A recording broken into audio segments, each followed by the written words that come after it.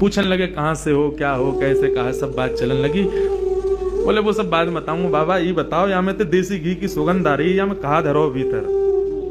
बोले अब कहा बताऊं तो को, ये छलिया माखन चोर ऊपर बैठो का कपटी एक नंबर को, या के काजे 56 भोग बनायो, आयो नहीं, जा रहा हूं छोड़ छाड़ के। बाबा तो फिर या को का करोगे? बोले आप का करूंगा, नेक दूर जाके मैं खा लूंगा। बोले नेक दूर जाके का खाओ, यहीं खा लो, नेक नेक मुंह दे दियो। बाबा बोले हाँ ठीक है, चल यहीं खा लें। पोटली खोल करके सब निकाल के सामग्री, और बाबा ने खाई, ले तू भी ले ले। बाबा मेरे हाथन में गोबर लग रहा है, गंदे अरे धोबे जानो पड़ेगा, कहाँ ते जल लाऊंगा, तो कैसे होगी? बोले आप खवाए दो ना अपने हाथ से। बाबा बोले अच्छा, ऐसे ही तेरो स्वामी ऐसी सबरे गांव के बहु सेवा करवावे तो मुंह सेवा करवा लो। जान भी प्रेम ते ना दे रहे मुंह को, अब वो अपनी सेवा करवावे को, पूरा गांव ही 100 है। बाबा एक स्वयं पामे और प्रभा सेवा ग्वारिया को पवा में, फिर स्वयं पामे, फिर ग्वारिया को पवा में, पवाते पवाते पवाते बाबा ने जैसी ग्वारिया को देखो नेत्र लाल पड़ गए, नेत्रों से अश्रुधार बह रही है। बोले अब रोका ही को रोए? बोले मैं यहाँ मारे रो रहा हूँ। बाबा तुमने आज माला ना धराई मुंह को। बाबा ने कही कौन है तुम?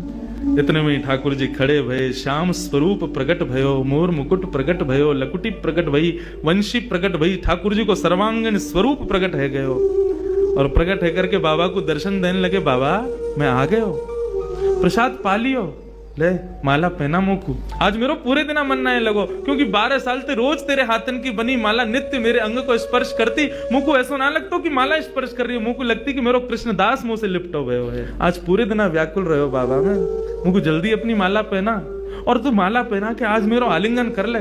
कृष्णदास क्रोध में देख रहे, नहीं पहनाऊंगा, आज नहीं पहनाऊंगा, आज ये माला किसी और के गले में जाएगी। ठाकुर जी बोले कौन के गले में? बोले मैं यह विचार कर रहा हूं कि मैंने बरसानो जावे को मन बनायो तो कन्हैया प्रकट है गयो।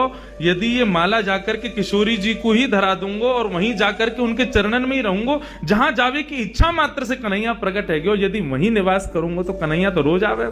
ठाकुर जी हाथ पकड़े, पांव पकड़े। कृष्णदास बोले अब ना रुकूंगा, अब तो किशोरी जी के चरणन में ही जाके रुकूंगा। सीधे दौड़े, पीछे पीछे ठाकुर जी दौड़ रहे, अरे बाबा रुक जा, अरे नेक रुक जा, मेरी सुन तो ले। बोले जो कहनी है मां अदालत में आके पेशी करियो, अब तो मैं वहीं रहूंगा। दौड़ करके गए और जाकर के सबसे पहले अपना नाम बदलो, अब ते मैं राधा दास।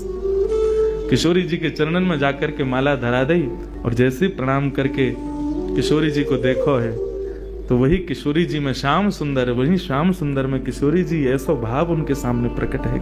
कहने को अभिप्राय भागवत भी इस बात को स्वीकार करे कि तस्य भाव प्रभावेण विरहोस्मान न संस्पृशेत। यदि किशोरी जी की शरण ले ली जाए तो ये श्याम सुंदर कभी कोई विरह ना दे सके।